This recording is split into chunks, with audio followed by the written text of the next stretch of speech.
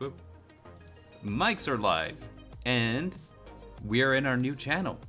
Hello, everyone. You have entered the battle phase. It is I, your host, the Midnight Bard, your favorite bard. And joining me is everybody's favorite co-host with the most ghosts, Dareinger. That's me, and I was honestly hoping that you would be like, and we're on the Nevermore Collective. It's a habit that I'm gonna have to break really hard because I felt really, really tempted to go down that road, but I stopped myself. I was like, we're in the Nevermore Collective, and I was like, not anymore. Gotta get it right. It's all scripted. It's all scripted, though. Yeah, I have Just the script sitting in front of me. This is the battle phase, the show that's not afraid to smack for game. Hello. Thinking about it, the battle phase is like the most useless phase. Most people give up during a main phase. Heck. We set ourselves up for failure by calling us the most useless phase. Oh no.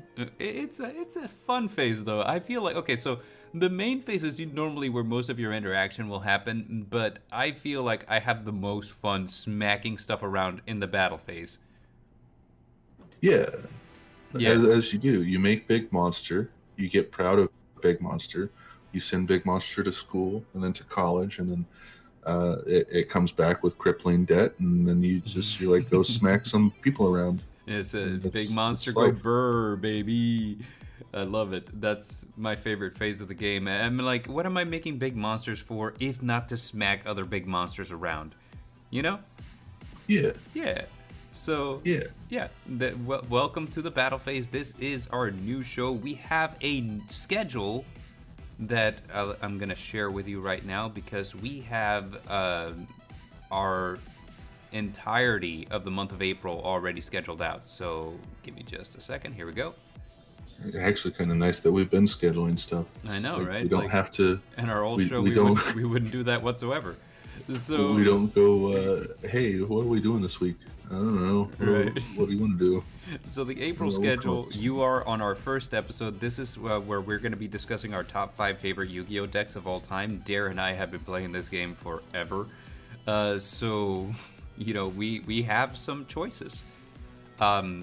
I would have kept it at top 10, but, I feel like we can talk about Yu-Gi-Oh for days. And every time we've done a top 10, it ended up being like a 3-hour episode. So I was like, let's keep it at top 5. Top 25 Yu-Gi-Oh decks that Dareinger plays. Number 1. On next weekend, on the 9th, it's going to be my birthday stream. My birthday is actually on the 6th, but the 9th is the one that immediately follows. I don't know what we'll be doing for that stream. We'll come up with something fun, I imagine.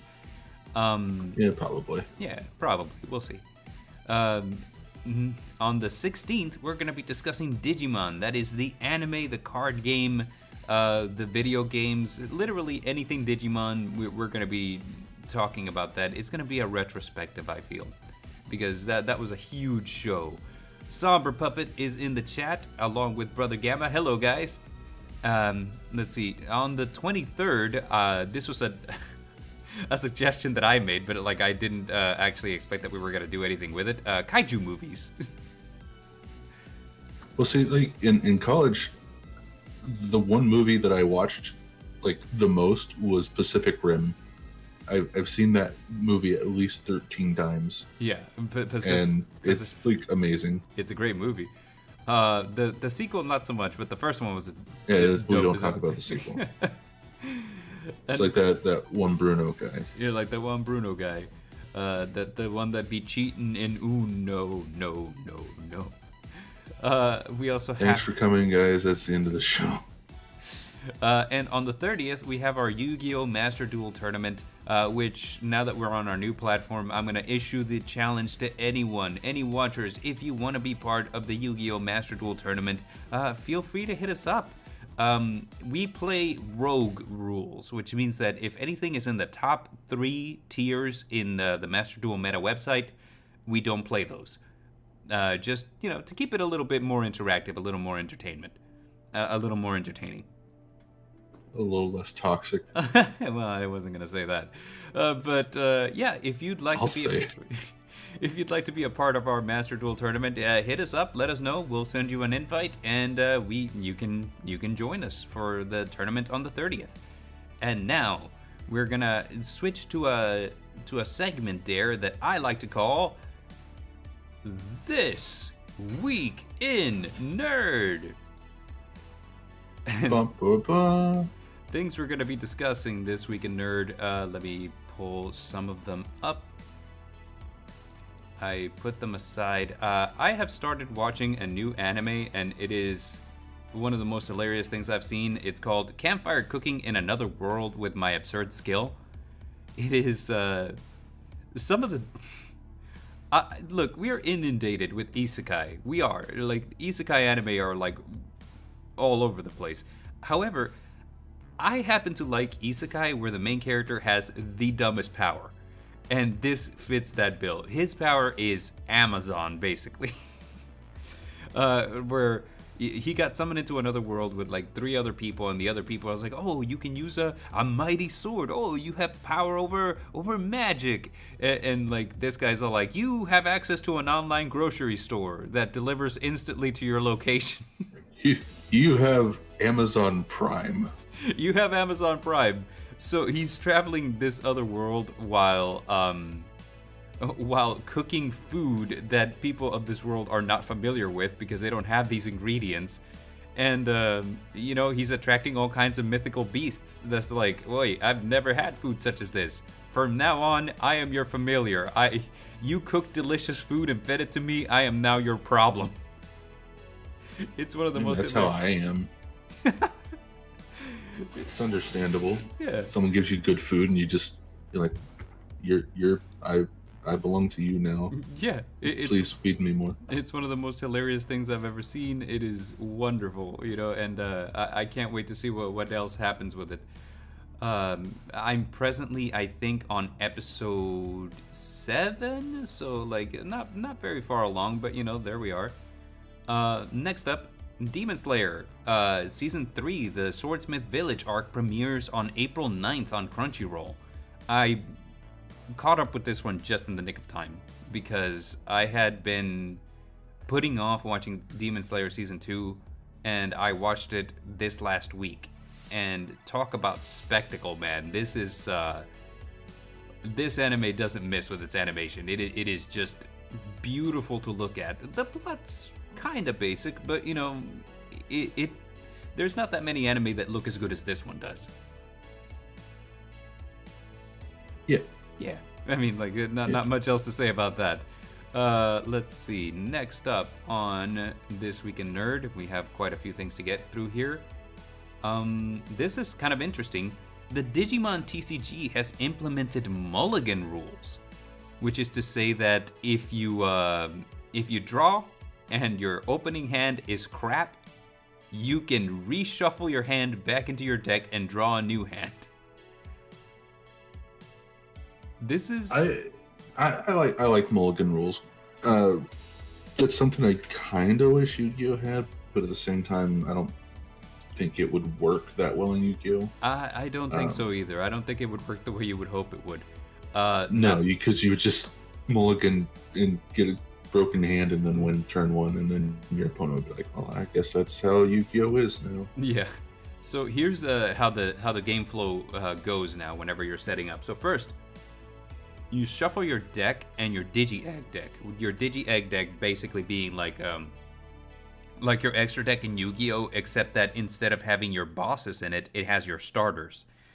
You do rock, paper, scissors, or you flip a coin to see who goes first, and whoever wins the coin toss has to go first. In Yu-Gi-Oh, you get to choose. In Digimon, whoever wins goes first, no questions asked. You draw 5 cards from your deck, you look at your hand, and you can choose to redraw just once. If you choose to redraw your cards, you return all of your hand into your deck, you shuffle it, then you redraw 5. If you do not choose to redraw your cards, then you proceed to the next step. And then after that, you set up your security stack and you start the game. Now, this is interesting because it doesn't have any diminishing returns. In Magic, if you do your mulligan, eventually you have to draw 1 less card. But Digimon doesn't say that. Digimon says, look at your card. If you feel like you're gonna do well with this one, then you proceed. If not, do it again. So, kind of really interesting. Well, that's with Weiss Schwarz. That's probably the one game that I play with a mulligan rule that it seems very fair. Yeah. And it's you draw your 5, and then you can pick what cards you keep, and then the other go to the graveyard. Oh my god! And then you draw that amount. You couldn't do that with Yu-Gi-Oh. No, Gamma just pointed out why you can't do that with Yu-Gi-Oh because you mulligan until you get Exodia. Oh yeah, Yu-Gi-Oh. Like I said, you can't do like a mulligan rule with Yu-Gi-Oh unless it's like super strict. You just have to make sure that you mulligan enough times before the round is over. You know, like before they call time. Just to do it until you get Exodia or until you get like just the god hand, right? So you can't do that with Yu-Gi-Oh. It doesn't work. The instant win con. The instant win con. Yeah. Let's see what else we got here. This one I like. Kaguya-sama, Love is War, the movie, is now on Crunchyroll. Well, the first half of it is on Crunchyroll. The second half, actually the second half debuts today. So it's not the dub, and me personally, I feel like the Kaguya dub is god tier. This is one of the only dubs in anime that I've watched where I was like, this is unquestionably superior to the sub. It is just so good. We have King of Canadian Hill here. Hello, King.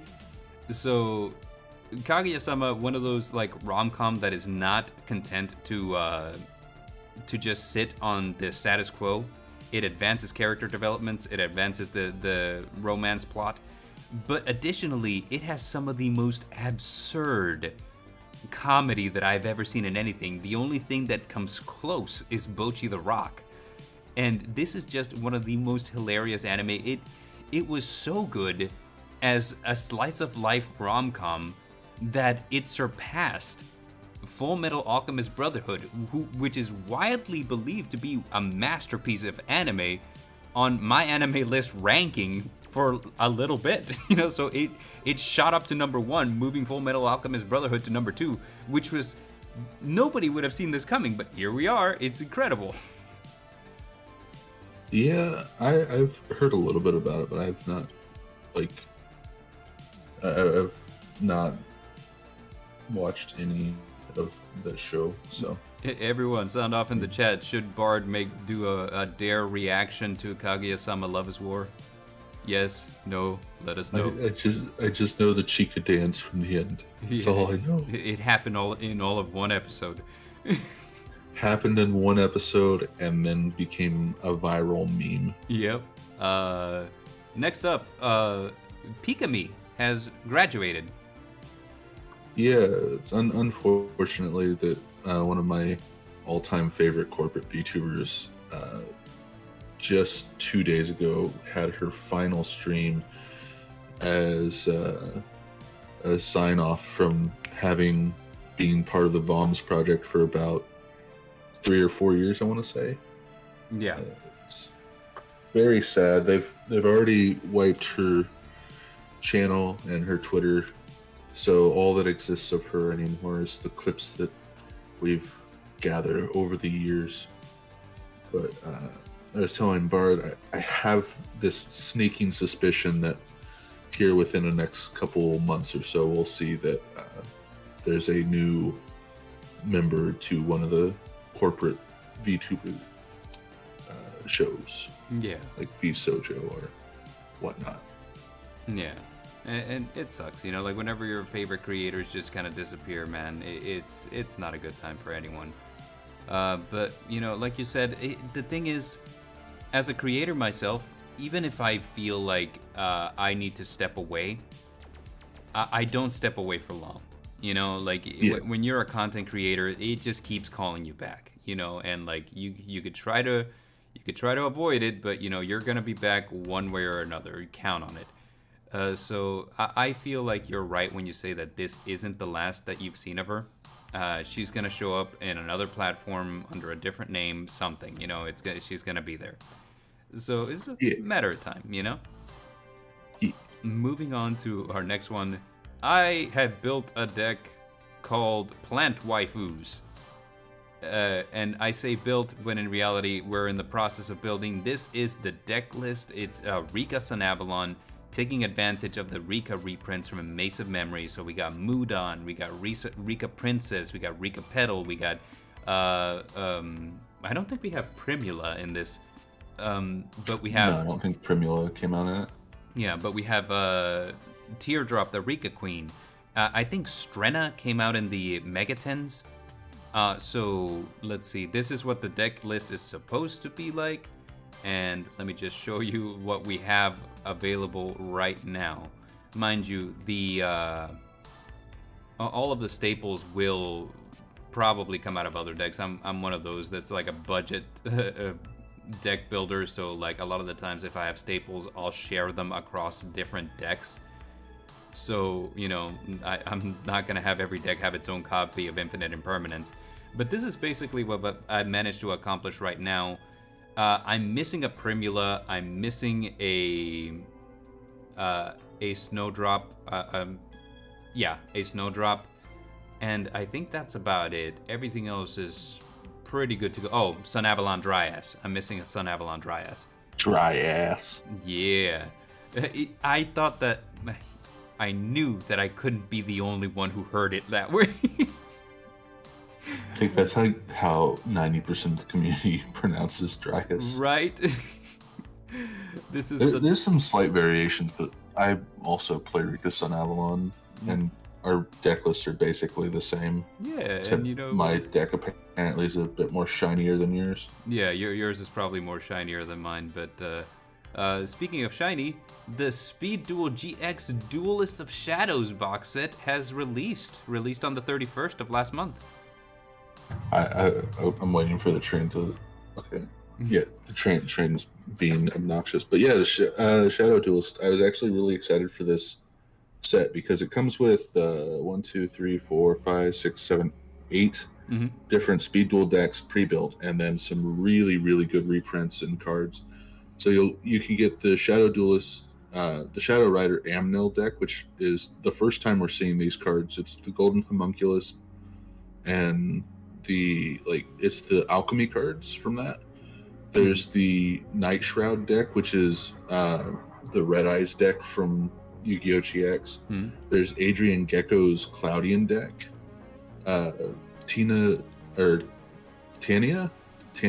I vaguely remember this character. She was the one that Bastion fell in love with. The Gladiator Beast lady. The Amazon lady. Was she Amazon? I thought she was Gladiator Beast. No, she was Amazoness. Oh.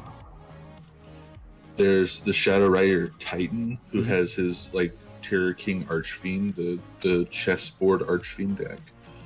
Camula with her vampires.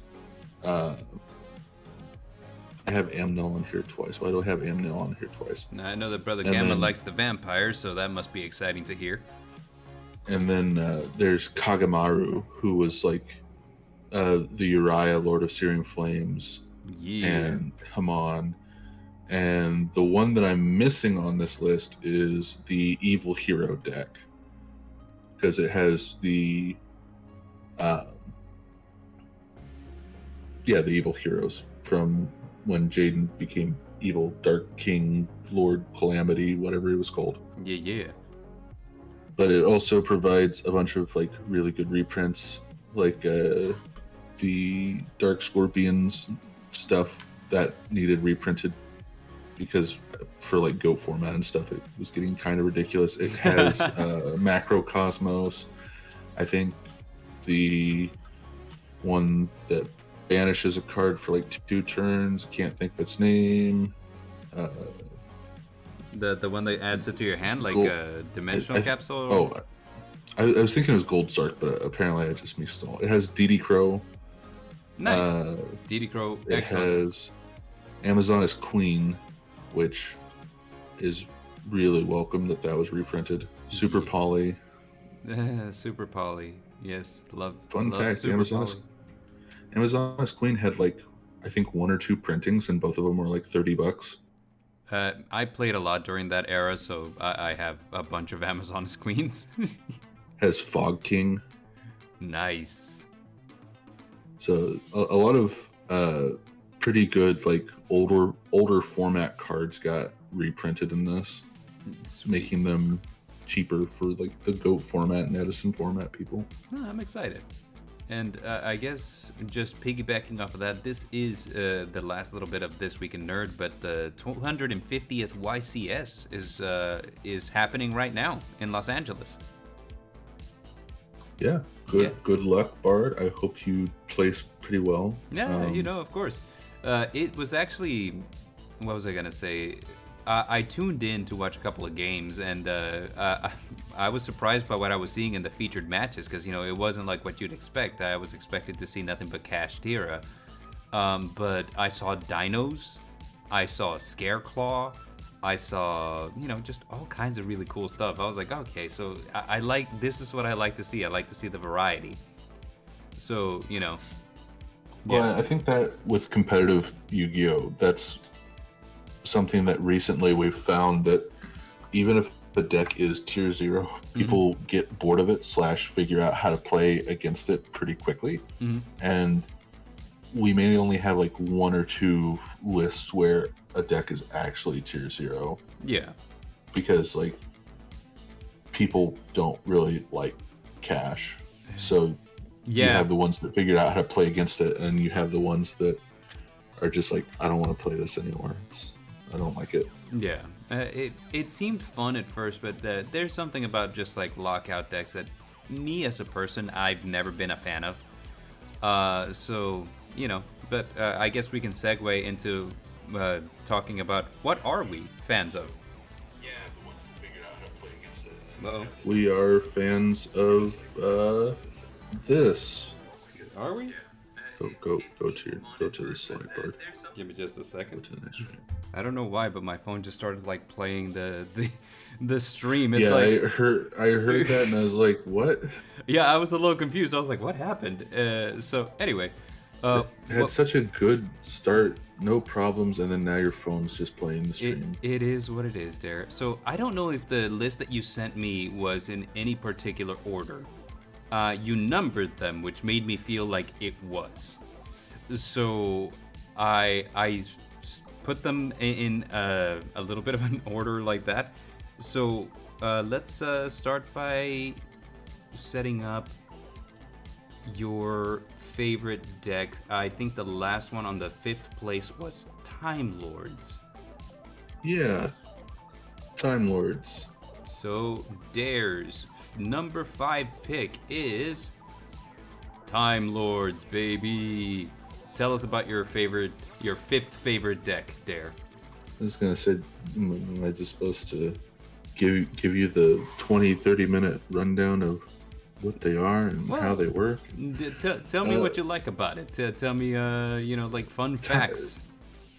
I don't really care for like meta game-esque decks. I like these older, like not good decks. And when I started getting back into Yu-Gi-Oh, it was around the time that Battles of Legends Light Revenge was out, and most of the Time Lord cards came in Battles of Legends Light Revenge. So I was just buying a bunch of those packs because they were all foil cards, and I was like, this is amazing. I never pulled foil cards when I was a kid, and I decided to put the deck together, not paying attention to the fact that there's a paragraph of text for every single Time Lord. Yeah, But and it's a paragraph that makes a lot of problems for a lot of players because those paragraphs are really something. Well, you don't want to read it, and then it does a lot of stuff. Yeah. So, but yeah, I like the artwork of them. I like the backstory and lore of them, and it's a fun little tier 500 deck that I play from time to time. I played it last night at locals, and it was very fun for me and not so fun for my opponent. So yeah. So it is very not fun because a lot of them can't be targeted, can't be destroyed, and they can attack with 0 attack points and take no damage, and sometimes they do burn damage, and sometimes they destroy the board. I mean, they're ridiculous. Playing against Time Lords is one of the and I think one of them is played by David Tennant. Yeah, I think Michion is played by people from time to time because he says when you attack at the end of the battle phase, burn your opponent for half of their life points. Right. So it's really good. Lazion's also a really good one because it's whenever your opponent draws a card per turn, they burn for 1,000.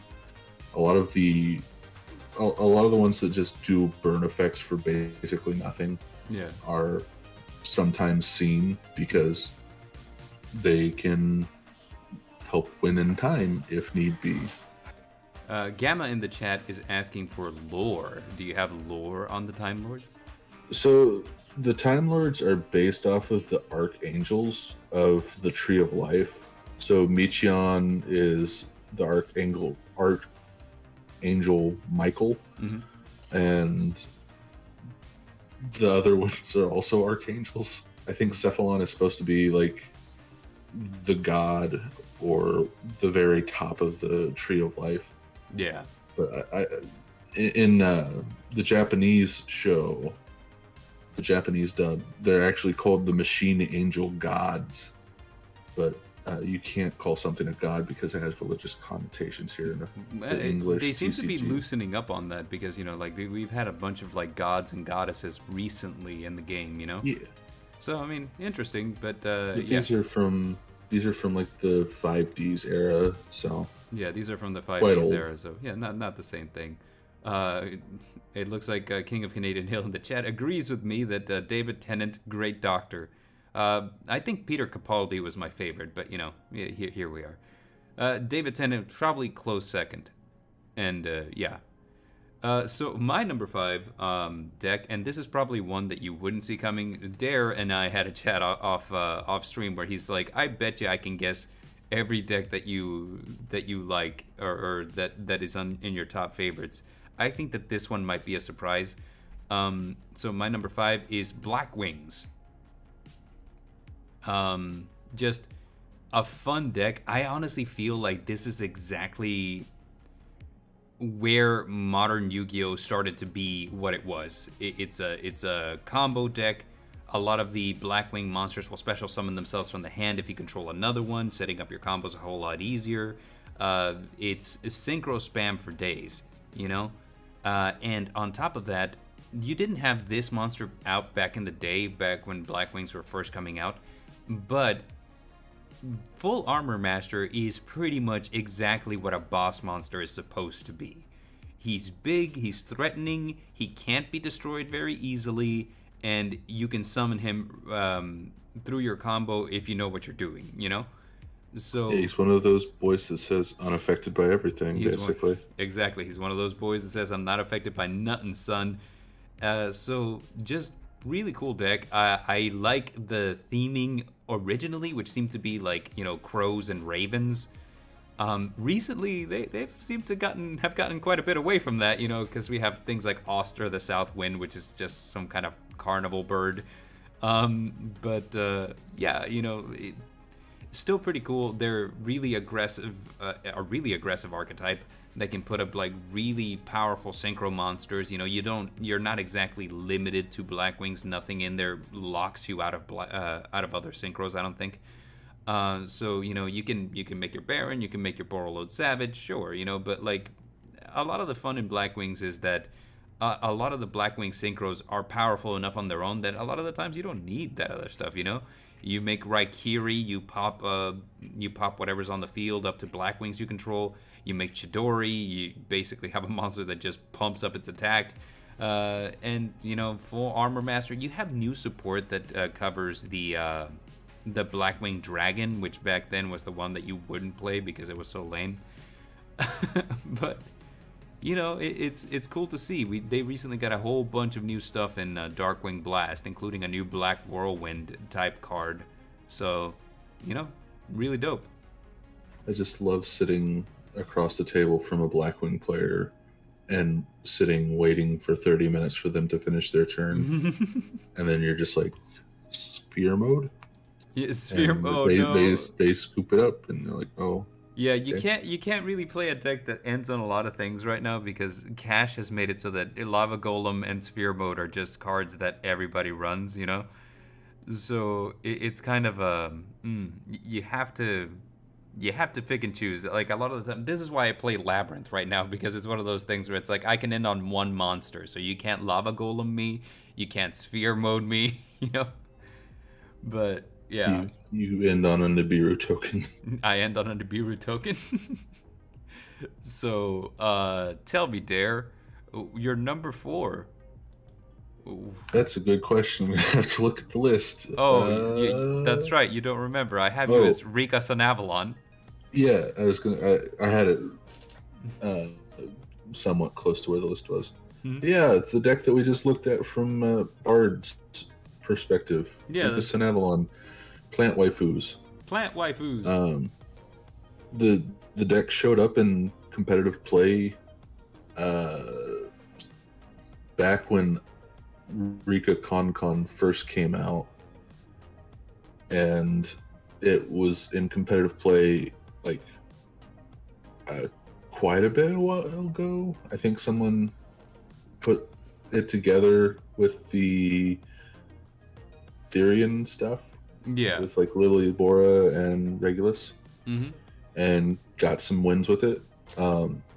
It's a fun deck. It's got a neat aesthetic to it, with it being like plants and then flower plants and not cute waifu girls.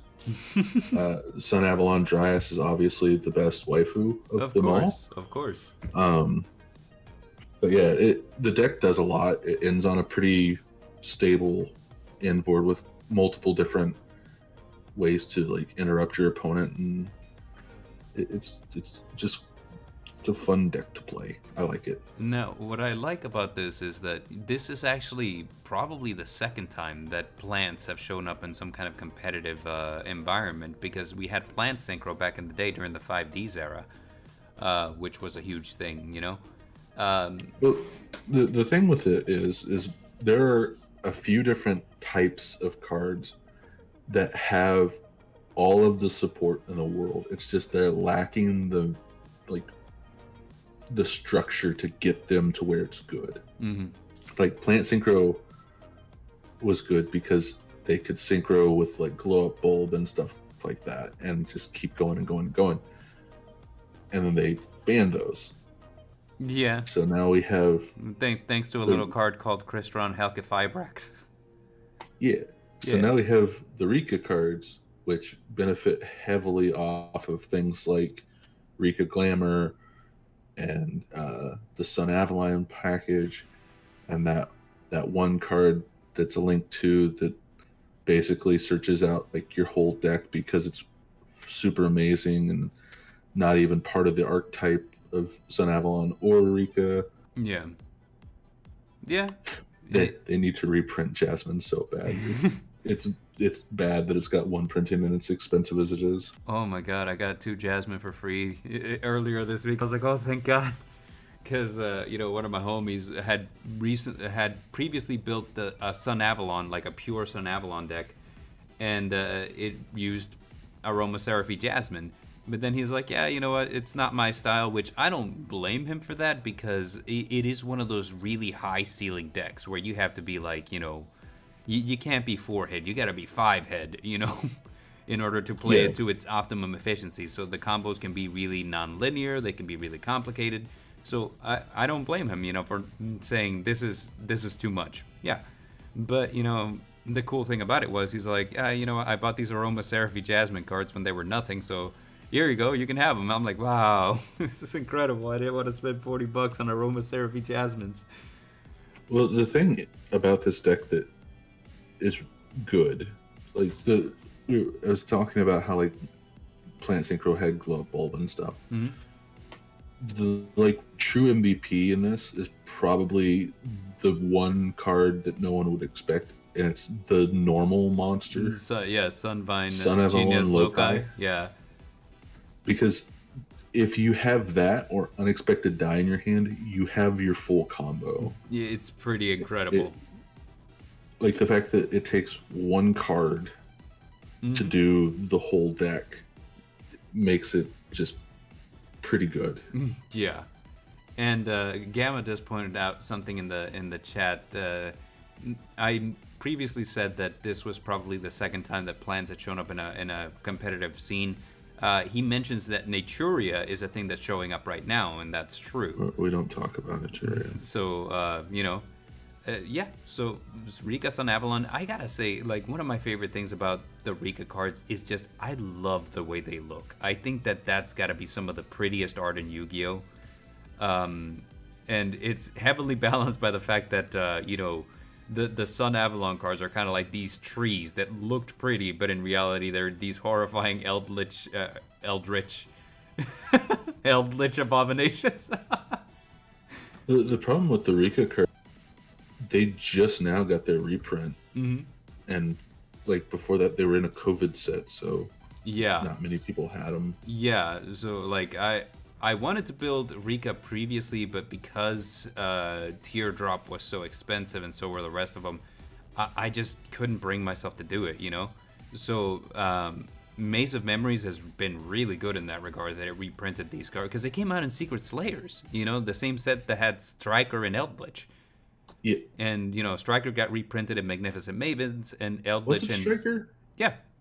Was it, or was it Adamantipator? Because Striker came out in Shadows of Valhalla. I gotta go double check that now, so let's see. Yeah, Secret spreading these lies over the internet. I could have sworn, the internet's where you go to spread lies, isn't it? It's where you go to spread the truth. Yeah, I think you're right. Just full.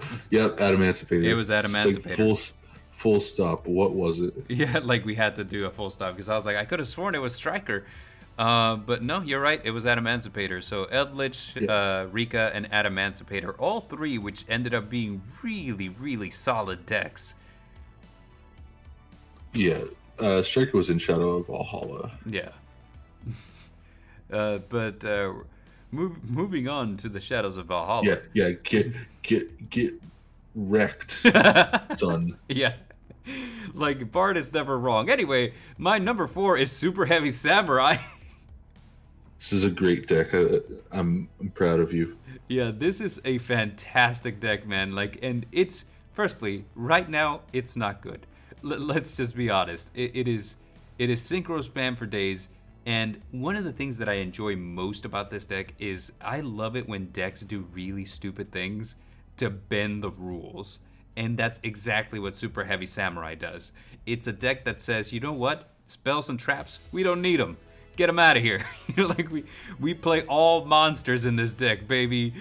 And it still works, it's still a functional deck. This was my Duel Links deck for the longest time because of how strong it can be for no reason. Like it's just strong for no reason. You can put big defense monsters on the field that your opponent's gonna struggle getting over, like Big Ben K, and they're allowed to attack while they're in defense position. You just use their defense stat as their attack power, which is ridiculous. It's silly, it's stupid, I love it. And additionally, I like how their extra deck is just a utility box. You know, like you have a bunch of different a super heavy samurai extra deck monsters that have a bunch of different abilities that can help you kind of like work around the board state. You know, I think one of them's a giant Trunade. You have one that can attack directly.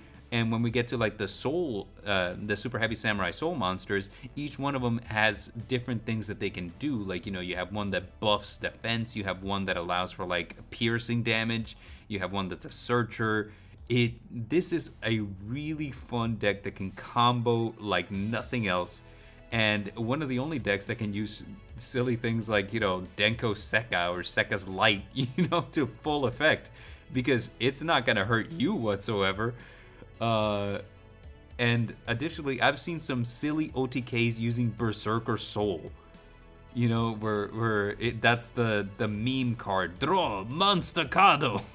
Because if you activate Berserker Soul on Super Heavy Samurai, you will 100% of the time draw Monster Kado every time. So, my favorite combo with this, which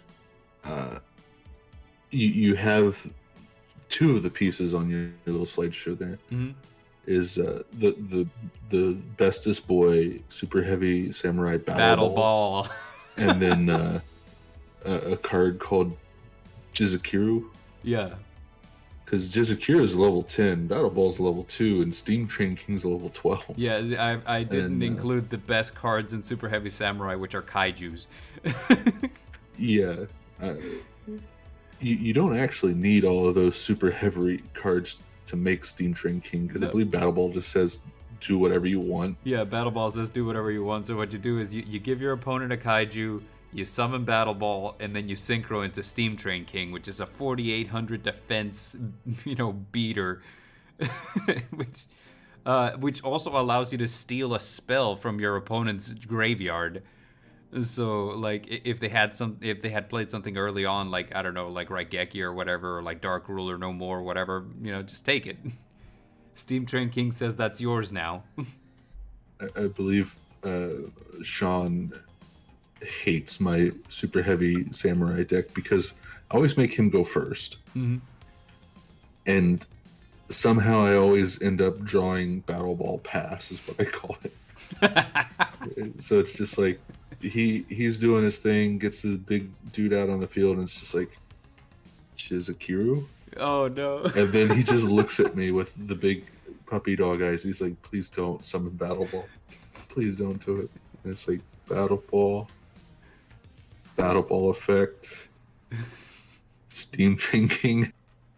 Battle Ball effect, Steam Train King. It's beautiful. And Super Heavy Samurai will be getting support in an upcoming set. I think it's Duelist Nexus. I was going to say, they're supposed to be getting, I think, a couple Pendulum Monsters and some other new main deck stuff. Which is absolutely brilliant when you think about it, because, you know, Pendulum Monsters don't go to the graveyard when they're destroyed. And even if they do, I don't think they count as spells while they're in the graveyard, so you can still have all of your Super Heavy Samurai effects fully live. Well, they go to the extra deck, don't they? Yeah, they go to the extra deck. Yeah.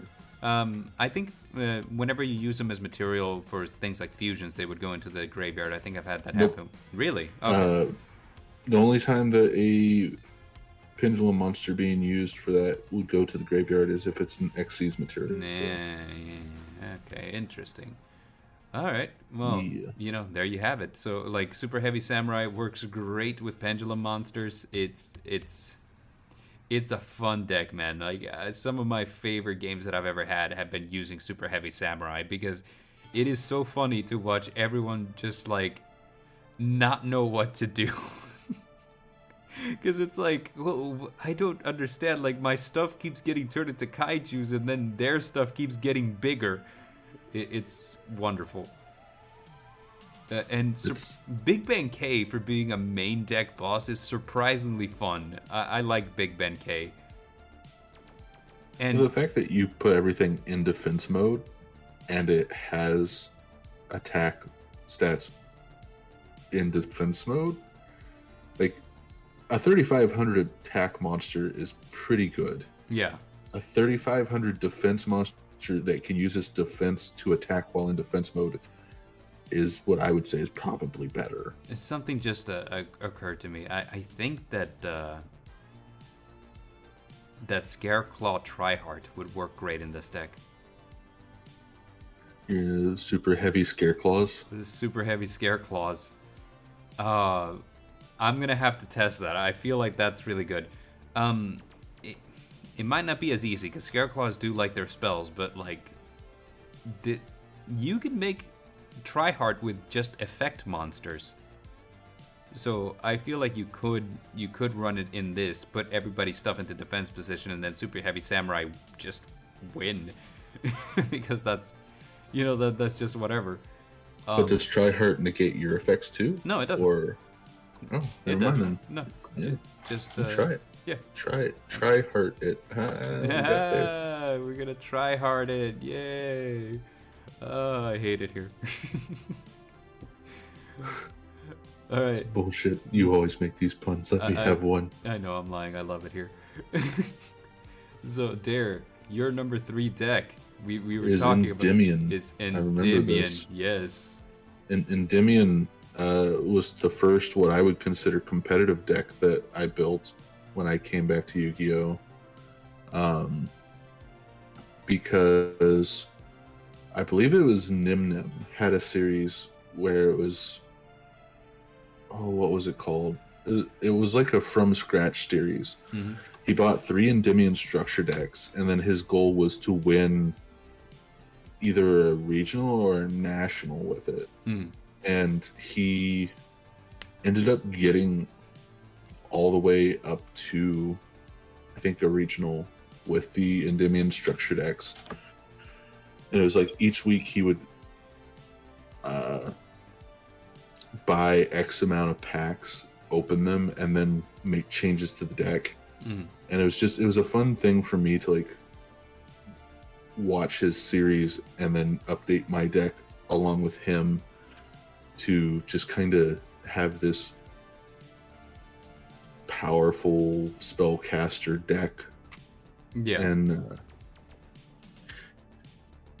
it's the archetype that's notorious for being a bit too wordy.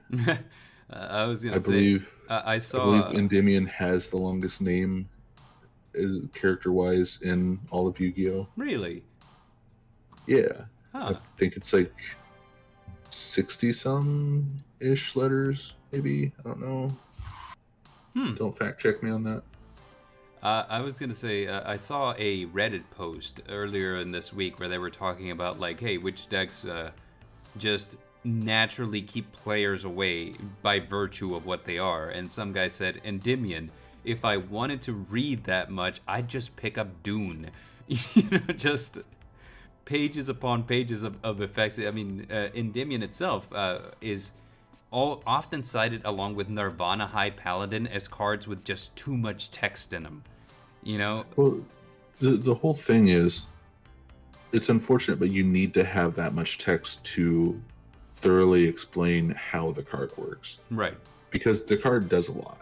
Yes. With Endymion, you're moving counters to different cards. You're having to use the counters to pay for different effects. It gains counters by doing this. It gets rid of counters by doing that. Mm.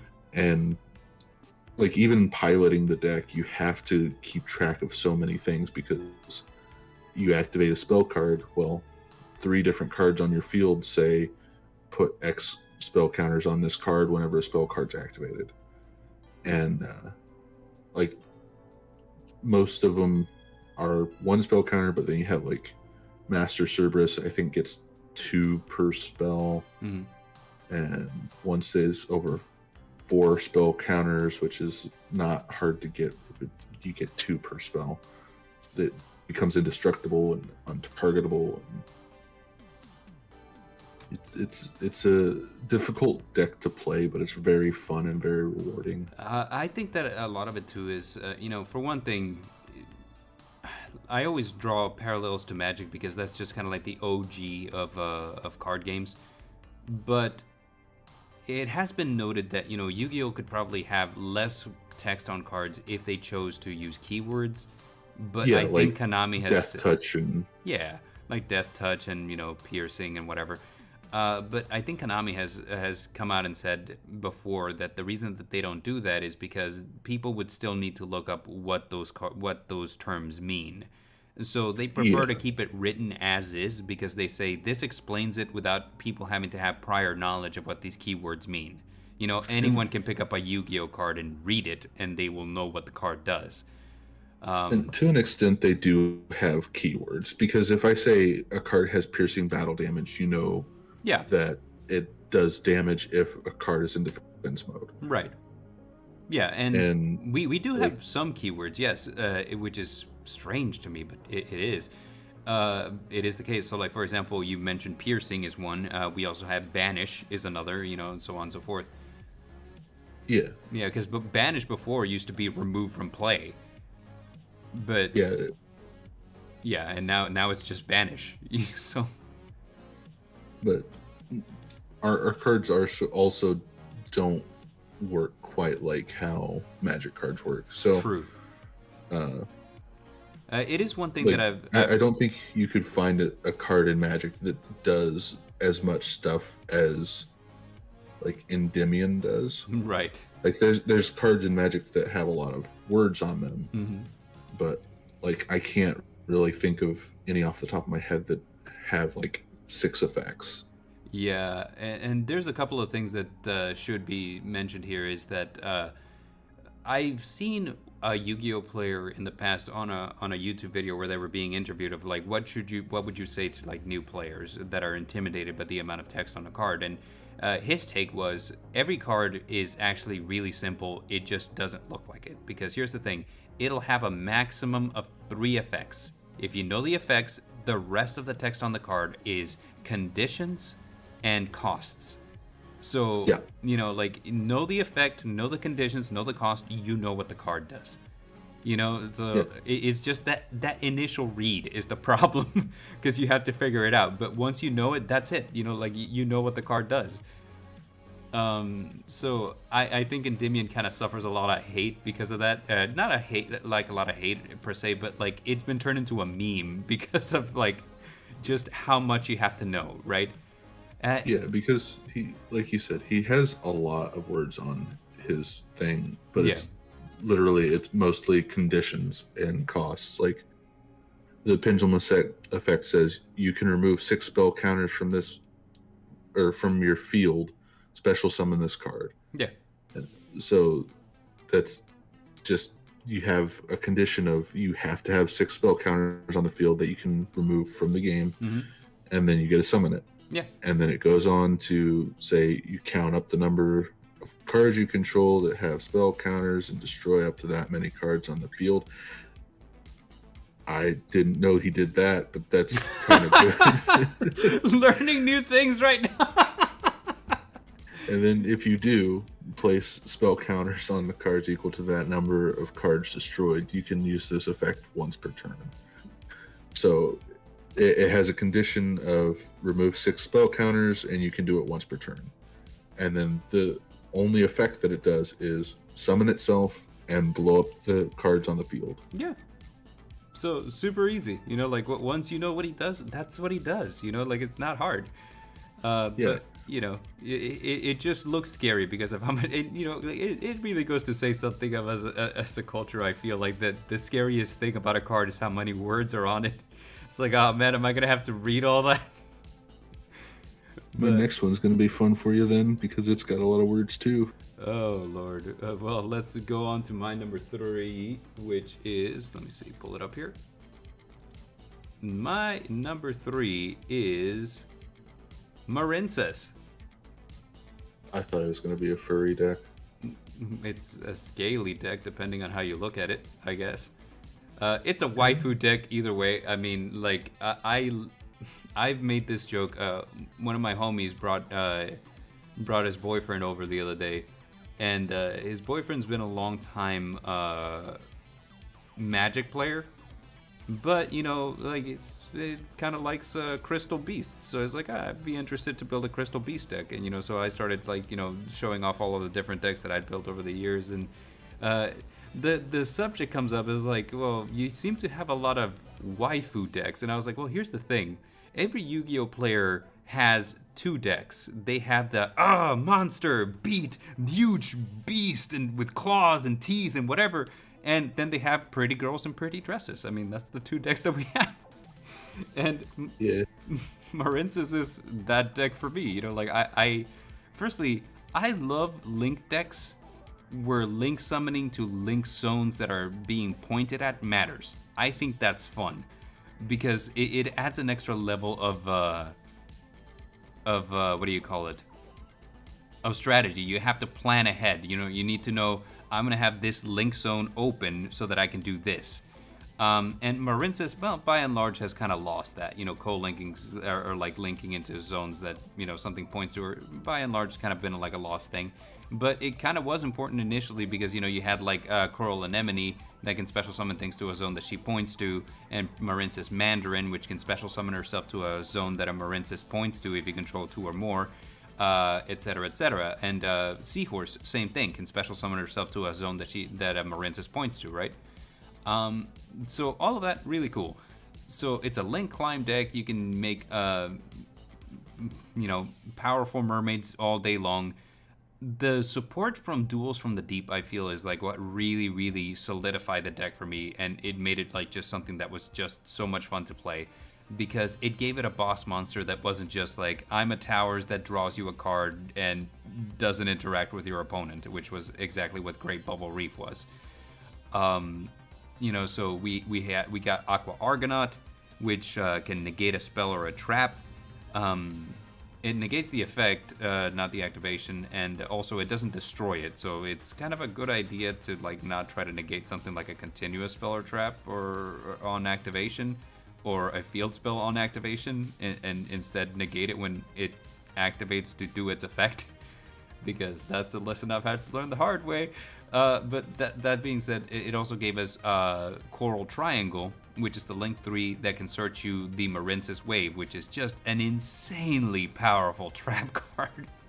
It's like infinite impermanence from hand if you control a Link 3 or higher Marinces, and then it just gives blanket protection to everything that you control at the moment, you know? So just really powerful. I think the thing that you're missing, though, is the fact that they gave us Spring Girl. They did give us Spring Girl. Arguably one of the best starters for the Marincess deck now. It's a great starter. It's a great extender too, because we also can't look over the fact that Seahorse is just such a powerful like one card Link 3. You know. I was gonna say Seahorse was the original like starter for Marincess, and it was like a $20 to $30 card before the new stuff came out because it was, which you didn't put Blue Slug on the list of cards. I didn't. Right, but Blue Slug is typically like the Link one that you'll go into. Blue Slug is the cutest of all the Link monsters, so I'm upset with that.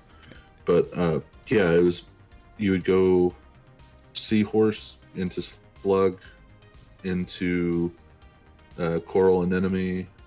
And an enemy would get you back the Seahorse, so you could just summon it again. Yeah. And then you would go into your Marbled Rock, and that would put the Seahorse back in your hand for next turn. Yeah, it was amazing, dude. So, I mean, me personally, I love to start either, you know, like my 2-card combo that's just my favorite one to go into is Pascalis and Blue Tang.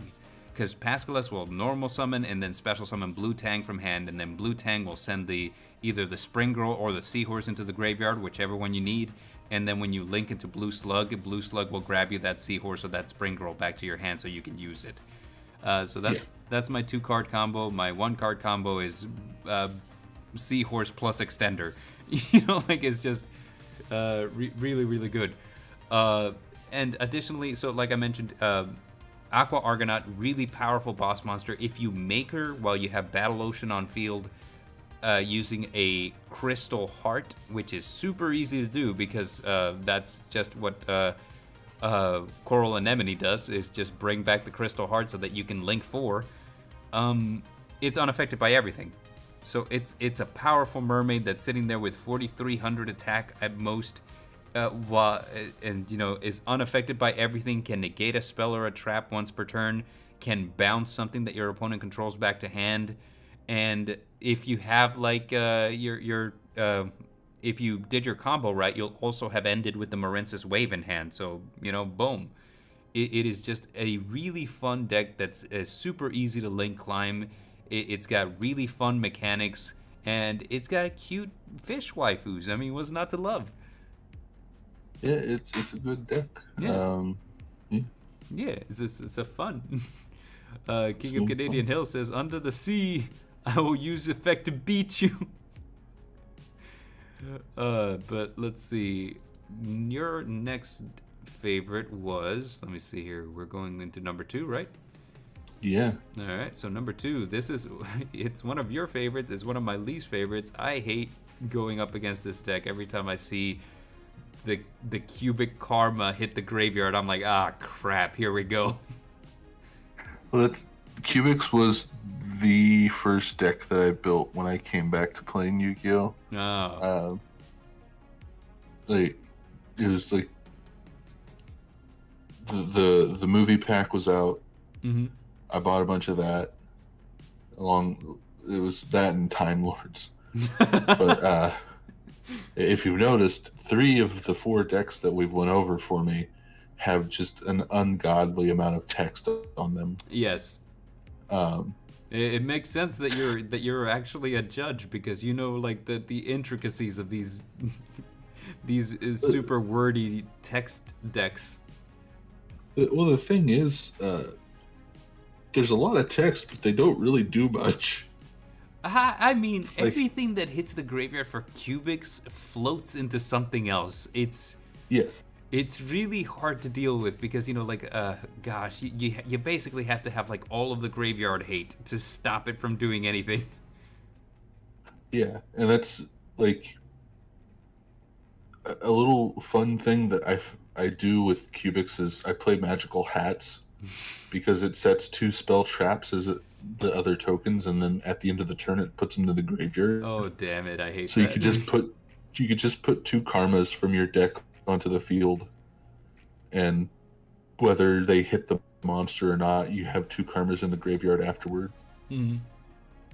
And then you have Dark Cubic Lord, which is just basically a OTK on his own. Yeah. And the amount of times that I've had someone summon something small, and it's like, okay, attack you for 3k, attack you again directly for 3k, end turn, burn you for 3k. And of course, everybody's favorite cubic, Vijam, the cubic seed. One of the most frustrating cards to deal with, man. You just set him in defense mode, face down, and then whenever your opponent attacks into him, you can do one of 2 things. Move Vijam to the spell trap zone to make your opponent get a cubic counter and negate all of its effects, and it can't attack for the rest of its life, or you just leave it there and it just doesn't get destroyed. Yeah. They do a lot, but they also just don't do anything. Yeah, I mean, like, it almost feels to me like it's Cubic Lord Turbo a lot of the time, and then the rest of the deck focuses on stopping your opponent from achieving anything. Well, see, you play 3 Vijam, 3 Duza, and 3 Cubic Lord, and then you play one of each of the others, just so you have cubics with different names to summon the Lord easier. Yeah. And then you have, like, this stupid Crimson Nova Trinity that is just, if you summon it, you should not lose. There's, like, the fact that it attacks, and before damage is dealt, it halves your opponent's life points. There should be 0 way to lose with that card. It should be, and yet I have conquered before, but it's never an easy fight, I'll tell you that. It's weird because, gosh, I swear control decks like this one are so, like, you know what you want to do, but you know that every time you try to do it, you're playing into what they're doing. I believe the lore behind this deck is also it's based off of like the Hindu gods. Yeah. So you have like Dharma, Karma, and all that kind of stuff, and then you have Vijam, which is I think supposed to be Vishnu? Question mark. Interesting. Huh. And the Crimson Nova Trinity is supposed to be like the Trinity that the three gods, like the three main gods of the Hindu religion, form. I think. Right. There's videos on it on YouTube. This was the deck that the main antagonist for the Dark Side of the Menses movie used, right? Yeah, I believe his name was Diva. Mm-hmm. He used the cubics, and that was an awesome movie. That's all I can say about that, really. I haven't seen it yet. I wanted to finish reading through the manga because I hear that it was supposed to be a conclusion to the manga, not the anime. So. Well, when you finish that, I have the movie, and we can do a watch party. Oh hell yeah! In Discord. Let's do it. Yeah, that sounds great. I'm actually like probably like 50% of the way through. I've only watched the movie like 35 times, so I don't know what goes on, so I can't spoil anything for you. So don't worry. Neat. In that case, yeah, we'll have to do that. You also have the other movie that's like not as good, the Bonds Between or Friends Between Time or whatever. Yeah, the Bonds Beyond Time. Yeah. That's a terrible movie. The abridged version was funny.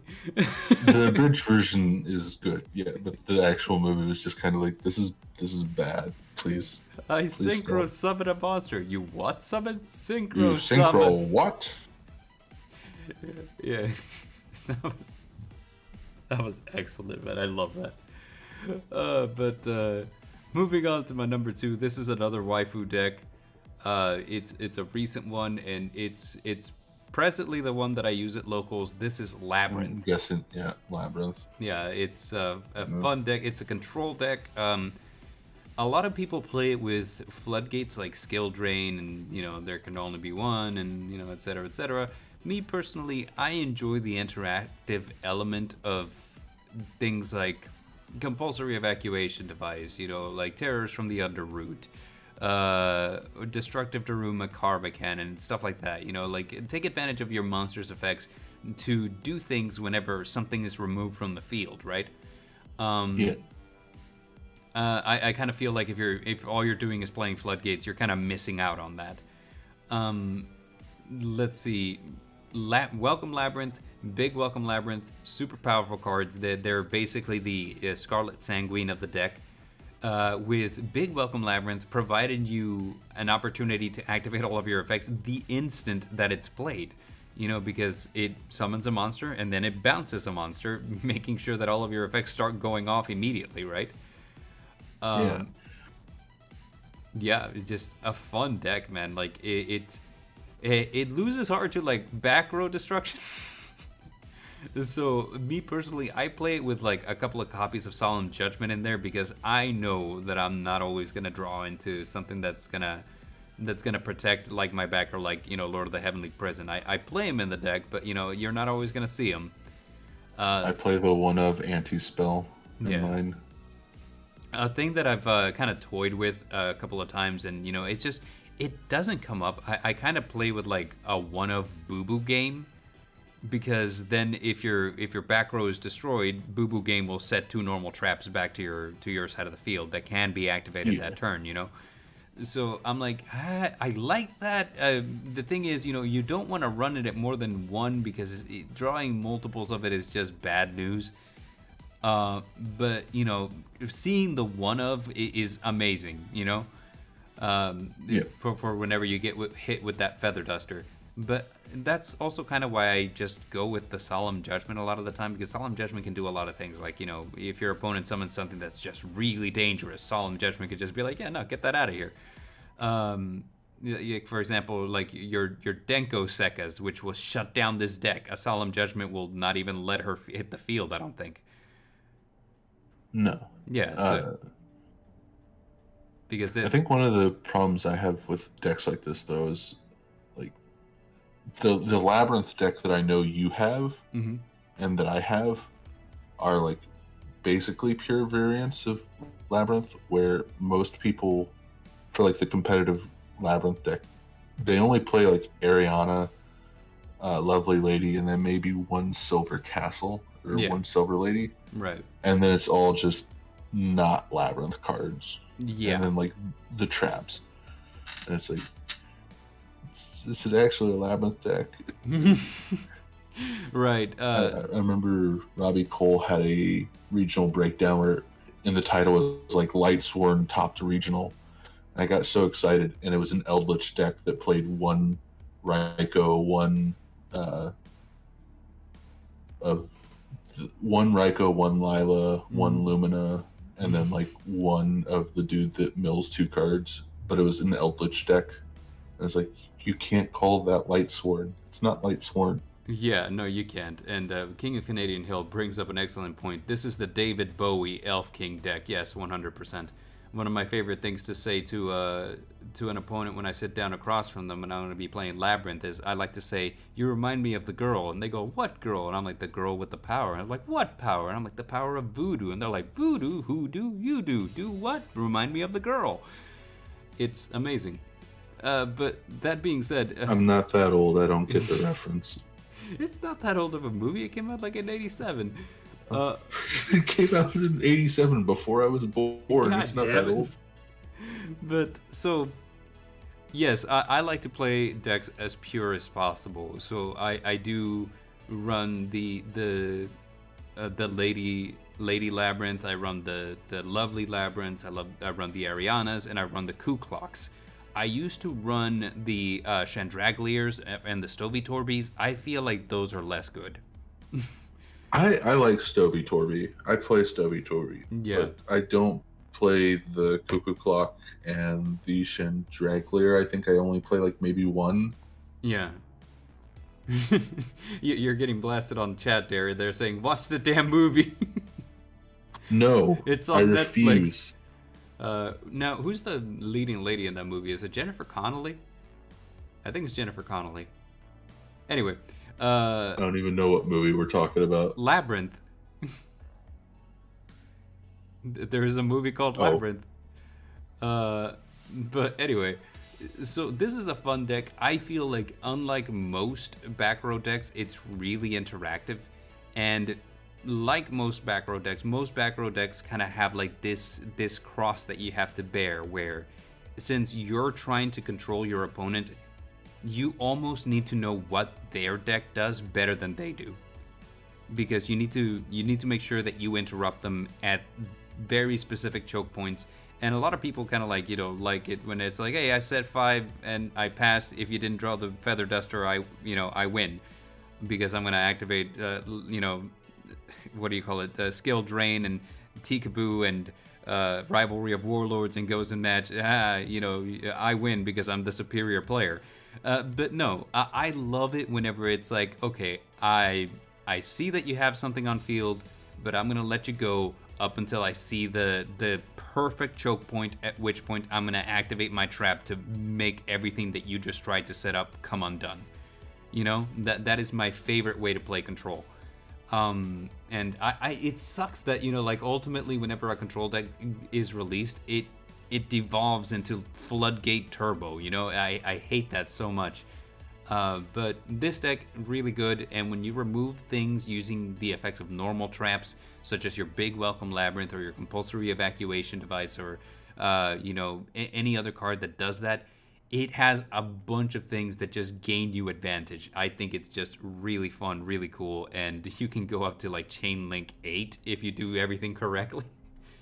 Yeah, and if you're playing against the right person, it can go past that. Mm-hmm. You can go far past that. Yeah. So it's a really fun deck.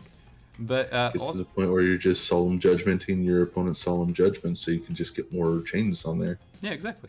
And additionally, I have to say, like, I absolutely love the gremlin energy that Lovely Labyrinth brings to the archetype.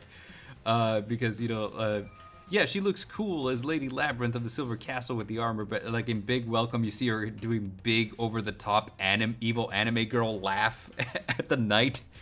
And I'm just like, this is hilarious because she's got like all this gremlin energy, and if you've ever seen the concept art for her, she's just like a huge dork, just putting up a huge front, and I think that's hilarious. But anyway, that's my number two, which brings us to your number one, Dare, and your number one, I forget what it was. I don't, because it was the first deck I ever made. And so it is Kinda. Ancient Gears. Yeah, the Ancient Gear deck, quote unquote, Ancient Gear deck that I made when I was a child, was it was the Spellcaster structure deck that had like Dark Eradicator Warlock Mm-hmm. mashed together with Ancient Gear and Ancient Gear Golem, and like I think I had Ancient Gear Soldier and maybe a Hound in there, or no, it was is it Hound? It may be Hound. I don't remember. But it's just like, this is awesome. I love this giant robot guy from the anime. Yeah. And then as two other decks on the list, I said once I got back into it, I was just like, I need to actually make this deck do things. So I got my Reactor Dragons, I got my Gear Towns, my Gear Fusions, and it's a pretty fun deck. Your Ancient Gear Golem Ultimate Pound? I do play an Ultimate Pound, yeah. Yeah. It's we had some fun with the we had a 4-way duel, and I got to go last, which meant I got to attack first, and everyone had some dudes out in defense position. So it's just like, I'm gonna use this Ancient Gear Fusion card, fuse my hand together into Chaos Giant, and just attack everybody's defense position cards. And I won on my first turn. That is awesome. It was pretty lit, fam. Yeah. But as far as, I think this is technically an anime villain deck, which is what all of the other decks I said were. Yeah, Professor Crowler was kind of like an anti-hero, I want to say, because in the end of GX, he actually did care about his students. So well, he was Kaiba, right? He had the 3,000 attack monster to the protagonist's 2,500 in quotation marks. I never thought of that, but yeah, I guess so.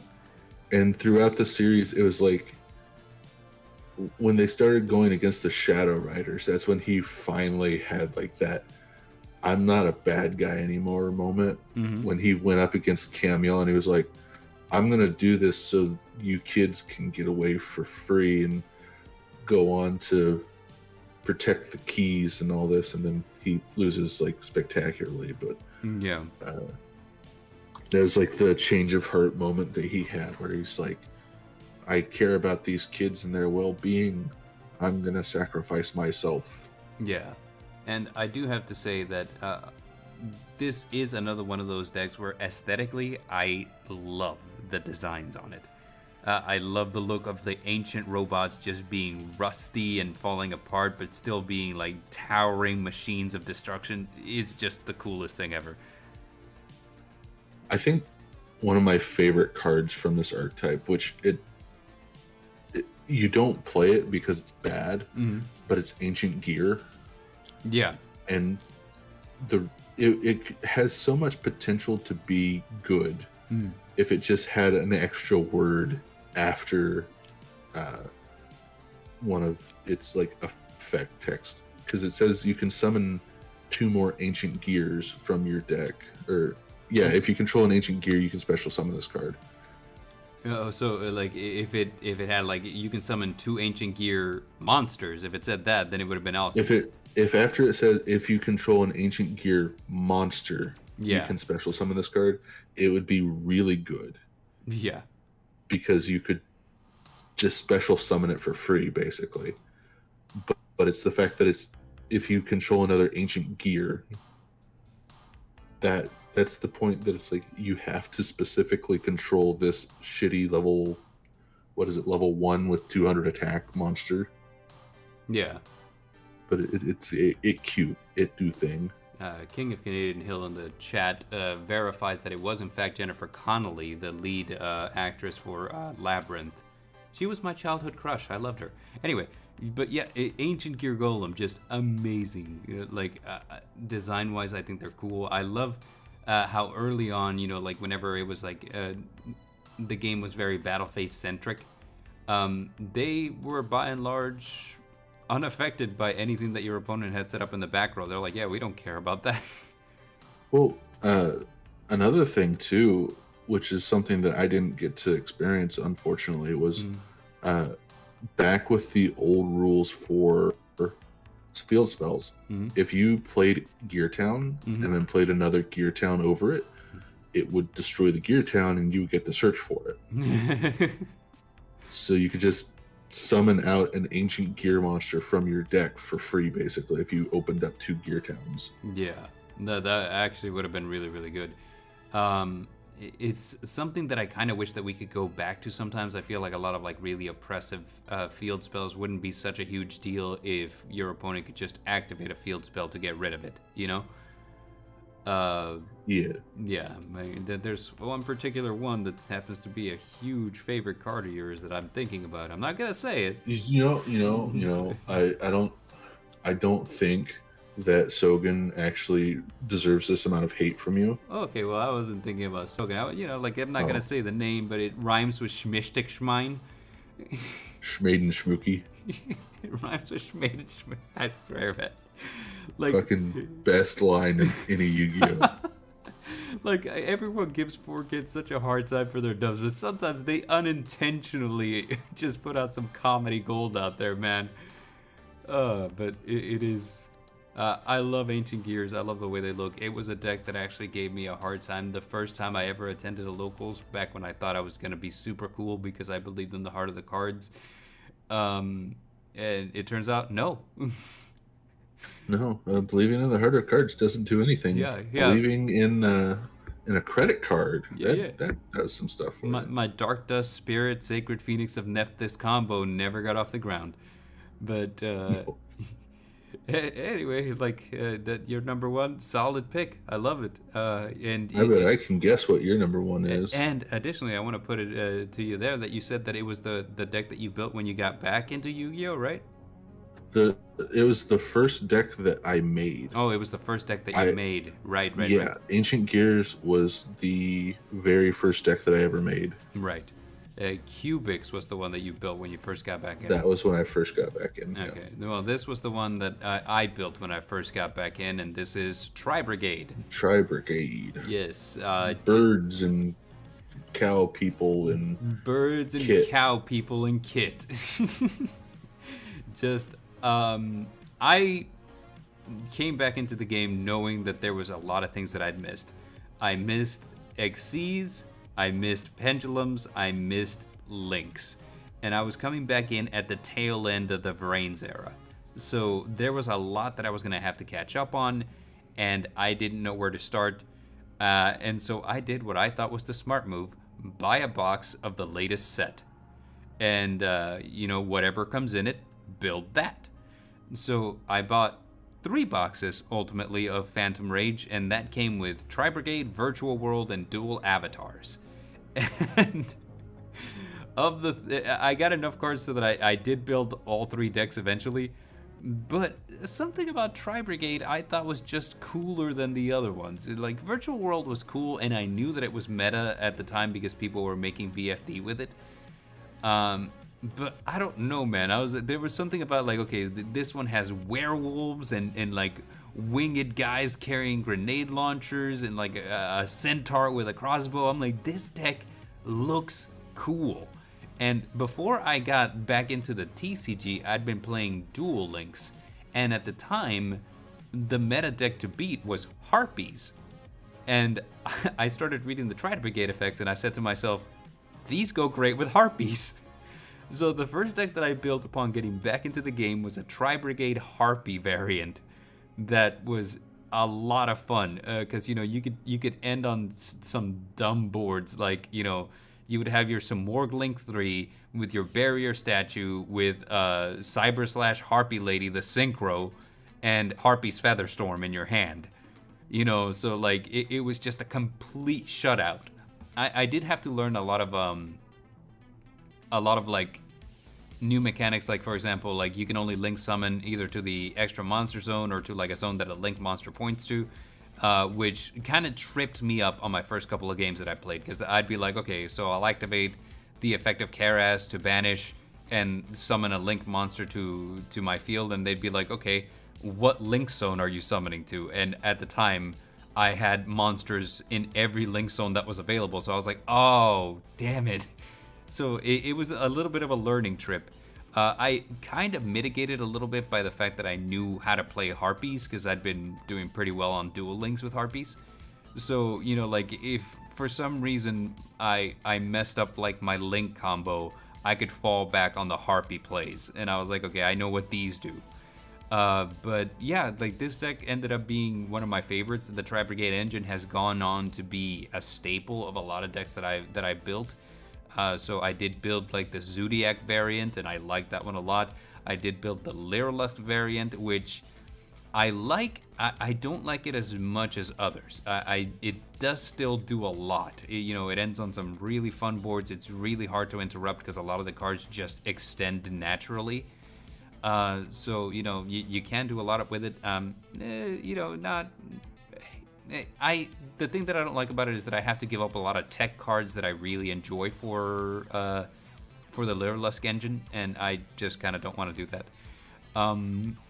And recently, Scareclaw is the variant that I'm playing that uses the Scareclaw engine. Puts up either a big Link 3 Baguska on the field, or it does the Tri-Brigade thing, where it ends on a big Appaloosa plus a double Dragon Lords and a Tri-Brigade Revolt. But because of, Scareclaw works well with Visa Starfrost, that's a level 6 tuner, you can also put some Synchros in your extra deck. I can very easily make Baron de Fleur, or I can make like Borreload Savage Dragon. And as a matter of fact, it was a tournament on Davinator1212's channel where I played, and I was playing Scareclaw Tri-Brigade, and it made me laugh that there was a game that I was playing against an opponent who was playing, I think it was Sword Soul, I don't remember, I think it might have been Sword Soul, but he actually did interrupt me several times. I think he ashed me and he impermed one of my monsters, so my fallback was use Visa Starfrost to put Visa to synchro summon into Borreload Savage Dragon. And so like one of the commentators goes like, wait a minute, did he get interrupted 2 times just to end on Borreload Savage Dragon going first on Tri-Brigade? And somebody goes like, yeah, that's exactly what happened. He's like, you're a war criminal. I was like, I'm very proud of that. I forgot what I was gonna say. It's an archetype that I'm not too surprised that you picked as your first, because that's one of the things that everyone has, that one deck that they're known for playing, and this is probably the one that everybody in the Discord knows that you play the most. Yeah, because it's like Bard's a furry and he loves his cat girls and whatnot. I do like my cat girls. Farajit is best waifu. To address King's comment, I've never said, oh, I'm going to give you the gears, but I've looked at somebody and said, you know what really grinds my gears? And then summoned out Chaos Giant. Everyone seems to have like a catchphrase for their Yu-Gi-Oh deck. I mean, like for me, I'm always like, this deck likes to go beast mode, and it's revolting. No, bad. Yeah. Stop it. As a matter of fact, me and Gamma were talking yesterday because we were. I was telling him about like the featured match on the YCS where the guy was playing Scareclaw, and I said, like, man, if I was about to swing for game with Tryhard, I would do some over-the-top anime catchphrase. I'd be like, allow me to remind you why you should always be scared. And then, he says, oh, remember, you can't be mean to your opponent because that's bad sportsmanship. So I was like, okay, allow me to remind you why you should always be scared, respectfully. You're just sitting up at, like, the final table. You're the featured match, and your opponent passes, has a board full of shit. You just start monologuing And it's like, Judge, Slow play. Yeah, you're not. See, you can't beat me, you fiend, because I have the power of friendship. And I'm just sitting in the audience clapping. You go, Bard. Allow me to tell you my sad backstory in excruciating detail, so you can better understand my motivations. I was in a plane wreck over the ocean, and then everybody died, but I was washed up on the beach with my Yugioh cards.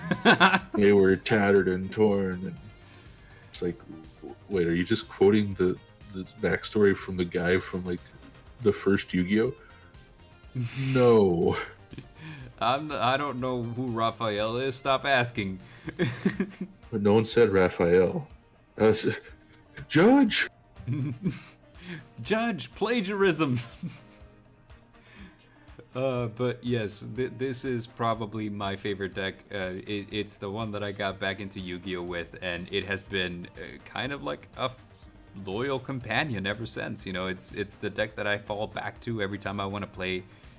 Every time I want to play a game and have fun. You know, because I feel like it's a fun deck. You know, like it has been a little bit power crept.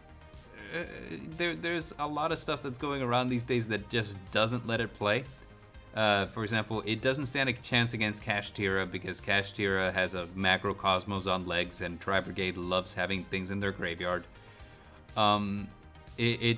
It has a hard time against the Ishizu cards because they can just shuffle stuff back that you don't want shuffled back.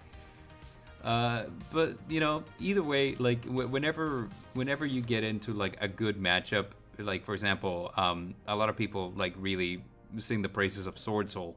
I think this deck has a great Sword Soul matchup, and I actually love playing Sword Soul with this deck because it is fun, it is interactive. We're basically just trading hits until one of us wins, and it's phenomenal. I absolutely love it. But yeah. I just saw it says Tri-Brigade, add some text here. Oh, like the title, right? You forgot to put the Bard. Yeah, I just see it. Right? Oh, that's great.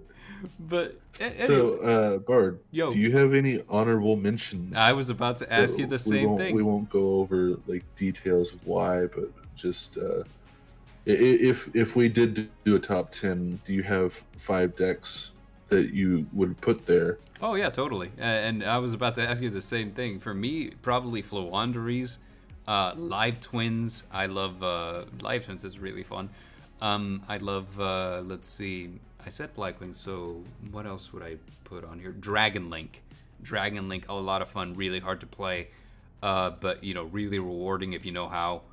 I would say probably Eldritch is fun, although that one kind of falls into the problem of like this is just Floodgate, the deck. But if you play it pure, it's pretty fun. And lastly, I would say probably, let me think. What am I missing? There was one more that I play, and I'm gonna hate myself for this later whenever I realize that I forgot about it. Hold on, I have a list here somewhere. Lastly, I would say probably. Oh yeah. Six Samurai. Six Samurai was like what Ancient Gears was to you. Six Samurai was to me. It was the first deck I built. I think my my extended top 5 would be Schmistic Mine, obviously, yes. Labyrinth, yes. Trickstar. I was surprised to see that you didn't include Trickstar. Sister. Yeah. Exo Sister, like Mystic Mine and Trickstar were like, they were there, but I was like, I think I got to go with these 5 because these were like the ones that I came back to the game with and have like a special sentimental value. But yeah, Mystic Mine, Trickstar, Labyrinth, Exo Sister, and probably Lyrilusk would be the last one. It'd be between like Marincess and Lyrilusk. Yeah, and All of them waifu decks. all of them waifu decks. Mystic Trickstar, Mind best waifu. Trickstar, a lot of fun. Labyrinth, I mean, yeah, but like, what was it called? I was surprised to see that Trickstar wasn't on your main. I was surprised to see that Mystic Mind wasn't on your main, because these seem to be like the ones that you talk about the most. But yeah, But they are by far like a top 10 list, which we'd be here all day. we would be here all day. Yeah, it was hard to come up with just 5. Same. I wanted to include Six Samurai so badly just because it was the first, right? The thing is, I have a different memory of what Six Samurai was, because I played it whenever they first came out. So like with the original Six Samurai, the ones that weren't that great. Before they had Secret Six Sam and all that. So for me, they were kind of like a warrior toolbox deck where you would like use equip spells to make them better than they were. Keep them on the field longer. That way you can benefit off different names, right? So like that's the Six Samurai I remember. The Six Samurai that exists now is not the same. So like I kind of like decided not to go with that one because of that reason, because I'm like, it's not the same. But yeah, Six Samurai, Heroes probably would have been another one I would have said, which was an early deck that I built too, but that was also before Heroes became what they are now. So it was like, I have Sparkman and Blade Edge, so I can make Plasma Vice. Plasma Edge. I have Wild Heart and Blade Edge, so I can make Wild Edge. Attacks all your monsters once each. I think that's I think that's the card that the original translation you couldn't make because it said it required Elemental Hero Wild Man or something like that. Oh, I'm gonna have to go look. I still have that card. I'm gonna have to go look. Yeah, it's like the original printing of it it needs Wild Man and Blade Edge or Blade Man or something like that. One of the Elemental Hero names was incorrectly translated on the card. Oh. And I was like, makes it unplayable. Another thing, I'm surprised to see that you didn't mention Lightsworns at all. Because I could have sworn that Lightsworn was one of your favorite decks. They are, but without Chaos Dragon, I haven't touched the deck in like forever. Yeah, it do be what it do be. Other decks ruining my fun. Yeah, I agree. I 100% agree. What's it called? Recital Starling got hit because of things, and I was like, I like Recital Starling. Yeah, Recital Starling got hit because of somebody's number one favorite deck. It can't be just because of Tri Brigade. There has to be other reasons. There's no way. Bird Up. Yeah, Bird Up. And it's crazy to me that people still say that the Bird Up was the best variant. I was like, it's a good variant, but man, I felt like Zodiac Tri Brigade was so much better. Bird Up was pretty good. When you can end on, what's his face, Utopic Sexual or Utopic Future, yeah, and a Simorg barrier statue. Yeah, and pretty good. Barrier statue just gone, and so my Fluwanderee's deck now is like it's good, but like it just doesn't lock your opponent out the way it used to. And then you have Harpy's Featherstorm too. So. Yeah, we still have Harpy's Featherstorms. I mean, that's the thing. But, there's no way to search it just naturally through your combo. So you just have to hope you draw it. That's all there is to it, Rest in peace, magical Chaos Dragon of the Lightsworns. Yeah, I like how everyone's like, yeah, we agree that Lightsworn Dragon is, or what's it called, Chaos Ruler is not a card that we want opponents having. We agree that it's broken, but we all like it and we want him to stick around. But when Barrier Statue went, like, yeah, fuck that bird. It's just like, nobody was sad to see Barrier Statue go. It's like, fuck you. Yeah, Barrier Statue needed to be gone. Yeah. But anyway, I feel like that's the end of our stream for today. Thank you to everyone who showed up to our first episode. We had Gamma, we had King of Canadian Hill, we had other folks, I think. Somber was here, yes. So thank you guys for showing up to the first episode of the Battle Phase. We'll be back next week again with my birthday stream. I don't know what I'm gonna do about that. I don't know what we're gonna do about that, Dare. But we'll try something. We'll figure something out. We'll do something. Yeah. We'll juggle. We'll juggle. Yeah, juggling sounds good. And other than that, I mean, be sure to stick around if you would like to participate in the month's end Master Duel tournament. Rogue Rules. Hit us up. We'll send you an invite to the Discord server, and we'll make sure that you can participate in that. Other than that, thank you, and we're moving out of battle, and we will see you on the next one. Adios. Goodbye.